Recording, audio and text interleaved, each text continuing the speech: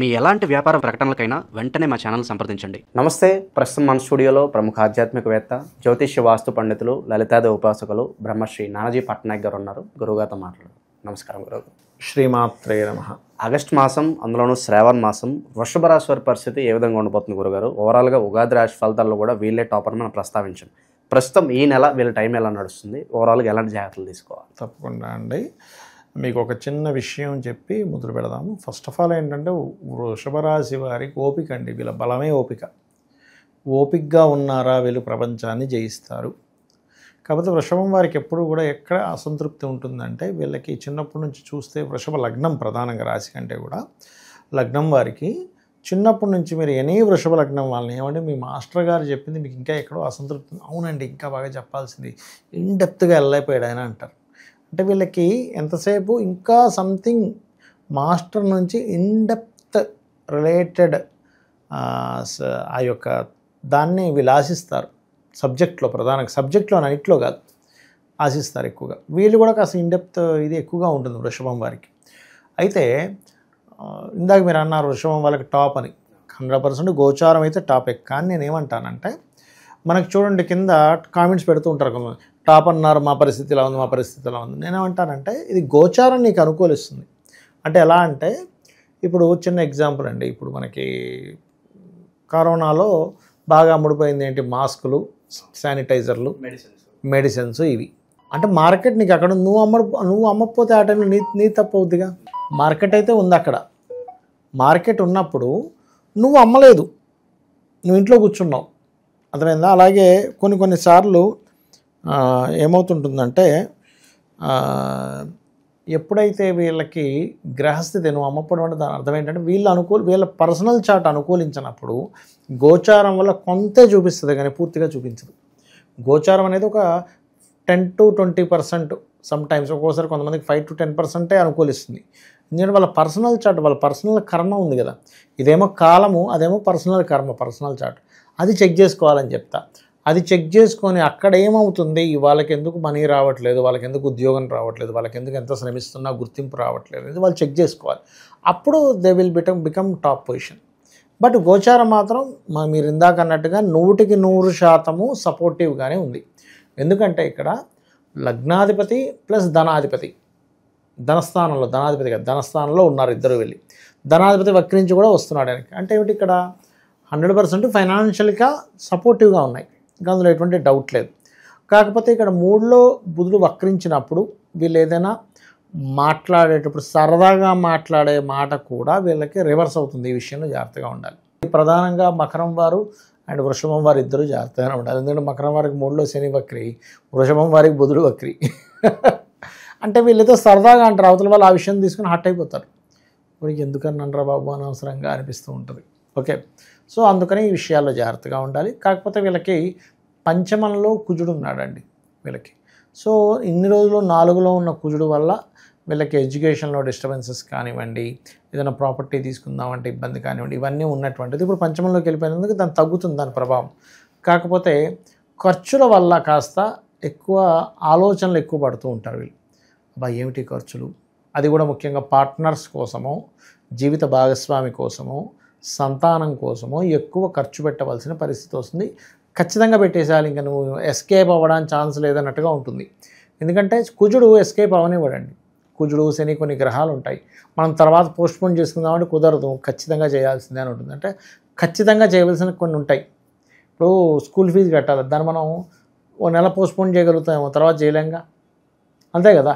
ఆకలి వేస్తుంది, అన్నం తినాలి, దాహం వేస్తుంది, నీళ్ళు తాగాలి, దీన్ని మనం పోస్ట్పోన్ చేయలేము. గాలి పీల్చుకోవడం పోస్ట్పోన్ చేయలేము, ఇప్పుడే పీల్చుకోవాలి. అలా ఏంటంటే దీని ప్రభావం తగ్గాలంటే ఎక్కువగా ఆంజనేయ స్వామి లేదా సుబ్రహ్మణ్యేశ్వర స్వామి, హనుమత్ ఆరాధన ఎంత చేస్తే వీళ్ళకి ఖర్చులు, అనవసరమైన ఖర్చుల నుంచి వీళ్ళు బయటపడతారు. ఫైనాన్షియల్ గ్రోత్ ఉంది. అలాగే కొంత ప్రేమ వ్యవహారాలు, ఫ్రెండ్స్తోని, షేర్ మార్కెట్ రిలేటెడ్ సంబంధించినటువంటి విషయాల్లోని కాస్త జాగ్రత్తగా ఉండాలి. వీళ్ళకి రుణాలు లభిస్తాయి. రుణాల వల్ల కొంతవరకు ఫైనాన్షియల్ గ్రోత్ కూడా ఉంటుంది ఆ సపోర్ట్ వల్ల. అప్పు చేసి వ్యాపారం పెట్టినా బాగానే ఉంటుందంటారా? అప్పు చేసి వ్యాపారం అంటే ఇక్కడ ఒకటండి, అప్పులు లభిస్తాయి ఒకటి. వ్యాపారం పెట్టాలంటే నేను ఒకటే చెప్తా, అయ్యా ఫస్ట్ మీకు వ్యాపార యోగం ఉందా లేదా చూడండి. వ్యాపార యోగం ఉంటే ఎవరైనా కోట్లు సంపాదిస్తారు, వ్యాపార యోగం లేకపోతే ఆ ఉన్న ఒక్క కోటి కూడా పోగొట్టుకుంటాడు. అందుకని మీరు శ్రమ పోయిందిగా, డబ్బులు పోతే పోయాయి, శ్రమ, మెంటల్ టెన్షను, నలుగురితో మాట్లాడడం, ఇంత టాలెంటెడ్ పర్సను ఇలా పోయేది ఏంటని భార్య ఏదో అనడం, నీకేం చేతనం అవుతుందిలే అని తండ్రి అనడం, అప్పులో అనడం ఏమైనా అవసరమా? మీకు యోగం ఉన్న వ్యాపారం చేయండి. ఒకటేంటంటే ఏ వ్యాపారం మీకు యోగం ఉంది, పాయింట్ నెంబర్ 1. ఈ వ్యాపారం ఇప్పుడు చేయొచ్చా చెయ్యకూడదా, పాయింట్ నెంబర్ 2. ఈ వ్యాపారము ఇతనికి కలిసి వస్తుందా లేదా. కలిసి రాని వ్యాపారాన్ని చేయకూడని సమయంలో చేసి నష్టపోవడం కంటే కూడా ఆ వ్యాపారం కాకుండా ఏది కలిసి వస్తుందో అది చేసుకోవడం బెస్ట్. అది మీకు పనికి వస్తుందా లేదా. అందులో బిజినెస్ కొన్ని ఎలా ఉంటాయంటే సర్వీస్ ఓరియంటెడ్ ఉంటాయి, కొన్ని ఏమో ప్రోడక్ట్ ఓరియంటెడ్ ఉంటాయి. ప్రోడక్ట్ ఈజ్ ఆల్వేస్ అది వేరు, సర్వీస్ ఈజ్ డిఫరెంట్. కాబట్టి ఇది ఈ పర్టికులర్గా చూడాలి. అదొకటి. ఇంకోటి ఫ్రెండ్స్, షేర్ మార్కెట్, ప్రియుడితోనూ గొడవలు ఇవి ఉన్నాయి, కొంచెం జాగ్రత్తగా ఉండాలి. పిల్లలతో కూడా ఒక్కోసారి స్ట్రెస్ ఉంటుంది. కాకపోతే సంతానాన్ని కొంచెం స్ట్రెస్ పడైన విదేశాలకు పంపించే ఏర్పాటు చేస్తారు. అటువంటివి ఉన్నాయి చక్కగా వృషభం వారికి. అలాగే వ్యాపారం ఒక్కటే కాదు, ఉద్యోగం కూడా చేయాలి. అది కూడా ఇక్కడ కాదు, విదేశాల్లో చేయాలనే ప్రయత్నం. ఎందుకంటే దశమంలో రాహు ఉన్నాడు. ఎప్పుడైతే దశమంలో రాహు ఉంటాడో ఉద్యోగంలో, ఇప్పుడు చూడండి మనకి అమెరికా, యూకే, ఈ కంట్రీస్లో, యుఎస్ఏ లాంటి కంట్రీస్లో ఉద్యోగాలు లేక ఉన్న ఉద్యోగాలు తీసేస్తున్నారని చాలా బాధపడుతున్నారు. అలాంటి సమయంలో ఎలా ఉంటుందంటే ఉద్యోగం వస్తే అమ్మయ్య నా అంత అదృష్టవంతుడు ఇంకెవడూ లేడనిపిస్తుంది, చూసారా. అలాంటివి కొన్ని మిరాకిల్స్ వీళ్ళకి జరుగుతాయి, ముఖ్యంగా విదేశాల్లో ఉద్యోగం చేసేటువంటి వారికి. గుర్తుపెట్టుకోండి. ఎందుకంటే 2లో ఉండే రాహువు దశమంలో, 2లో ఉండే గురువు దశమంలో ఉండే రాహుని చూస్తున్నాడు. అంటే 2 మీద రాహు దృష్టి ఉంది, 159 యాక్సెస్లు ఉంటాయి అట్లా. కాబట్టి ఇది బాగుందని చెప్పుకోవచ్చు. కాకపోతే ఏంటంటే చేస్తున్నటువంటి ఉద్యోగంలో కాస్త ఓవర్ టైం చేయాల్సి రావడం, వాళ్ళు అంత తొందరగా రికగ్నైజ్ చేయకపోవడం లాంటివి కొంచెం బాధాకరమైనటువంటి విషయాలు ఇస్తూ ఉంటాయి. 16వ తేదీ తర్వాత గవర్నమెంట్ నుంచి రావాల్సినటువంటి కొన్ని ఫెసిలిటీస్ కానివ్వండి, కొంతమంది గవర్నమెంట్ ఉద్యోగం చేస్తుంటారు, వాళ్ళకి కొంతవరకు ఏదైనా, ఇప్పుడు చూడండి వాళ్ళకి కొన్ని క్వార్టర్స్, వెహికల్స్, అలవెన్సెస్ ఉంటాయి, అటువంటివి రావడము. హాస్పిటల్స్ లేకపోతే క్లినిక్స్ సొంతంగా పెట్టుకోవాలనుకునేటువంటి వారికి ఆగస్టు 15వ తేదీ నుంచి అనుకూలత ఏర్పడము, ఇటువంటివి ఉంటాయి చెప్పాలంటే. సో బదిలీలు ఏమన్నా ఉంటాయా, స్థానచలనం కలిసి వస్తుందంటారు? స్థానచలనం అంటే ఒకటండి, వీరికి ముఖ్యంగా ఉద్యోగం కోసం మార్పులు అయితే చూపిస్తున్నాయి కొంతవరకు.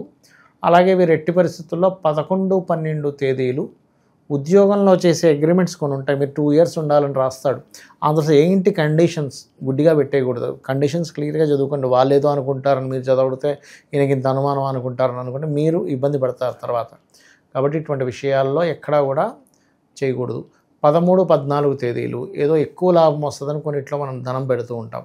ఇటువంటి విషయాల్లో జాగ్రత్తగా ఉండాలి. అందులో ముఖ్యంగా ఈ 12వ అధిపతి ఎప్పుడైతే కుజుడు పంచమంలో ఉంటాడో కొంచెం ఆవేశంగా నిర్ణయాలు తీసుకుంటాం, అవి పక్కన పెట్టాలి. ఈ ఆవేశమైనటువంటి నిర్ణయాలు తీసుకోకుండా ఉండాలి అంటే వీళ్ళు చేయవలసింది ఏమిటి అంటే ముఖ్యంగా హనుమత్ ఆరాధన లేదా విష్ణు ఆరాధన, లక్ష్మీ నరసింహస్వామి ఆరాధన, అంటే వాళ్ళ కరావళమ స్తోత్రము, వాళ్ళ స్తోత్రాలు చదువుకుంటే సరిపోతుంది. ఓవరాల్గా వృషభ రాశి వారి పరిస్థితి ఈ మాసం ఎలా ఉండబోతుందో అద్భుతంగా వివరించారు. ధన్యవాదాలు. శ్రీమాత్రే నమః.